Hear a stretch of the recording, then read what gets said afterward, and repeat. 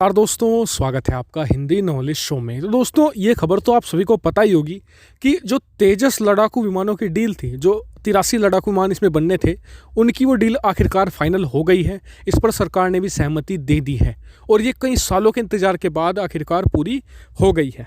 लेकिन इस डील से जो निकल कर आया है, उसने जितने भी डिफेंस एक्सपर्ट्स हैं सबको चौंका कर रख दिया है। और अगर भारत इस पर लगाम नहीं लगाता है तो कोई भी देश तेजस को इंपोर्ट नहीं करेगा, कोई भी देश तेजस को नहीं खरीदने वाला है। तो क्या ये कारण बताया जा रहा है, वो तो मैं आपको बताऊंगा। साथ ही ये भी बताऊंगा कि कैसे इसे कंट्रोल किया जा सकता है, क्योंकि अगर कंट्रोल कर लिया तो ही सही है, वरना चीन और पाकिस्तान का जो JF-17 थंडर्ड है वो तेजस से बहुत आगे निकल जाएगा और तमाम देश उसकी तरफ ही भागने लगेंगे। तो चलिए वीडियो को अपनी हम शुरू कर लेते हैं। लेकिन अभी तक आपने चैनल को सब्सक्राइब नहीं किया तो वो भी कर लीजिएगा, क्योंकि आपको मिलते हैं defence, foreign policy, finance related प्रतिदिन 3 वीडियो। चलिए वीडियो को शुरू कर लेते हैं। तो दोस्तों, जो तेजस की डील है, इसमें जो 73 लड़ाकू विमान है और 10 इसमें ट्रेनर लड़ाकू विमान है। ये डील टोटल बताई जा रही है 45,696 करोड़ रुपए की है और साथ ही इसमें 1202 करोड़ रुपए ऐड किए गए हैं जो डेवलपमेंट के लिए और इंफ्रास्ट्रक्चर के लिए भी। तो यानी कि इसमें जो, अगर आप, मैं रफ बताऊं आपको कि प्रति लड़ाकू विमान 550 करोड़ का पड़ा है। अगर एग्जैक्ट बताऊं तो 556 करोड़ का एक लड़ाकू विमान भारतीय वायुसेना को ये पड़ने वाला है। और यही वो चीज़ है जिसकी वजह से भारतीय तेजस सबसे पीछे रहने वाला है। कारण बताता हूँ। देखिए, 556 करोड़ मतलब कि आप कह सकते हैं कि रफ्सा 75 मिलियन का एक यूनिट इसकी पड़ेगी, यानी करीबन 75 मिलियन की।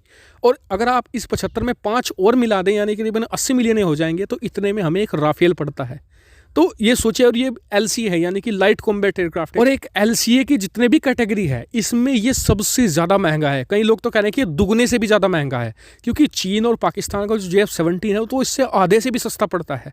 ऐसे में जो एक्सपर्ट का मानना है कि अगर भारत को इसे एक्सपोर्ट करना है तो फिर भारत को इसकी कीमत को हर हाल में 40 से 50 मिलियन डॉलर के आसपास रखना ही होगा पर यूनिट कॉस्ट के हिसाब से। और बताया जा रहा है कि अंदर की जो खबर है कि वायुसेना इसीलिए इस वायु लड़ाकू विमान से पीछे हट रही थी, इसकी कॉस्ट की वजह से, क्योंकि कॉस्ट बहुत ज़्यादा हाई है। इतने में वायुसेना बहुत ही अच्छे लड़ाकू विमान खरीद सकती है, लेकिन सरकार के दबाव में और मतलब ये इंडिजिनस लड़ाकू विमान के खरीदने के दबाव में इसे फिलहाल वायुसेना ने एक्सेप्ट कर लिया है। हालांकि ये डील 2019-20 में ही हो जानी थी, जो पिछला एयर शो था पिछली फरवरी में 2020 में, लेकिन कुछ तो कोरोना का कारण हो गया था और कुछ इसकी कीमत की वजह से पीछे हट गई। उसके बाद कहा जाने लगा कि जो HAL है इसकी कीमत को घटाने वाली है, करीबन इसकी जो कीमत लगाई जाएगी वो 50 मिलियन डॉलर के आसपास हो जाएगी। लेकिन फिर से जो पुरानी डील थी वही निकाल कर साइन कर दी गई है, जिससे कि वायुसेना को उसके बजट में से कट करके इसमें पैसा लगाना पड़ेगा। तो अब सवाल आता है कि इसे HAL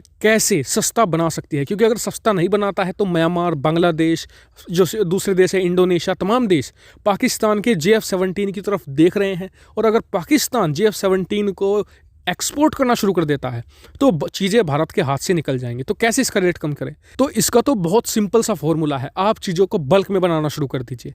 एग्जाम्पल के तौर पर जो F-35 लड़ाकू विमान था, उसकी जो शुरुआती कीमत थी, शुरू में जब वो बनकर बाहर निकला, करीबन 90 से लेकर 95 मिलियन डॉलर से वो स्टार्ट हुआ करता था।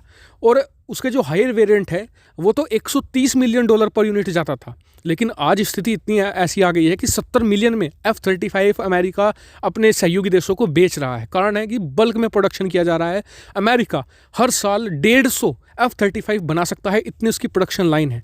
कोई भी चीज़ अगर आप बल्क में बनाओगे, बल्क में खरीदोगे, तो आपको सस्ती वो मिलनी ही मिलनी है। इसलिए भारत ये HAL को ये करना चाहिए कि अपनी प्रोडक्शन लाइन को बड़ी कर दे। जितनी लंबी प्रोडक्शन लाइन होगी, इसकी कीमत उतनी कम होगी, जिसके खरीदार भी उतने ही ज़्यादा होंगे, और तभी ये कम्पीट कर पाएगा JF-17 से।